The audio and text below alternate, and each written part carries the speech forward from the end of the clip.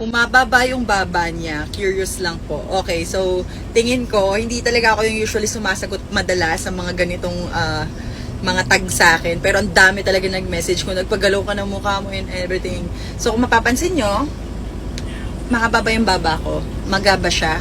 Yung lips ko, okay naman, 'di ba? Kasi days before my birthday celebration, meron akong dalawang endorsement shoot and TVC siya. So the whole time talagang nakangiti ako. Sobrang ngiting, ha! Ganon.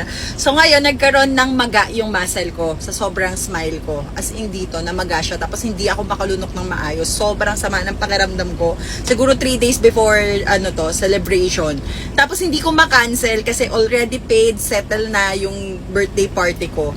And ang dami nag-comment sa videos ko, ang daming articles na naggimbabalo daw ako, humaba daw yung baba ko. So ginagawa ko tong video na to just to share kung bakit nga ba ganun yung itsura ko that time. So kaya ganun ang itsura ko that time. Namaga siya, uminom ako ng gamot, and yung gamot na ininom ko is from Japan and binigay ng doktor. Kasi nagpa-check up ako agad, hindi talaga ako makalunok, hindi ako makasalita. Tapos nung time na ininom ko yung gamot na yon, the next day, namaga po yung dito ko. Yun pala, nagkaroon ako ng allergy sa gamot. Hindi ako nagpa-lip filler, hindi rin ako nagpa-chin filler.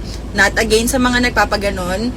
But, ayun nga, wala po talagang something na ginalaw sa mukha ko. Sumakto lang na nagkaroon ako ng allergy. So, hope you understand. At try ko ipasok yung video dito na sinend ko sa doctor nung day na natataranta ako. Kasi birthday party ko mamayang alas 7. Tapos ganito yung mukha ko. Like, umiiyak talaga ako. Sobrang sama ng pakiramdam ko. So, that's it.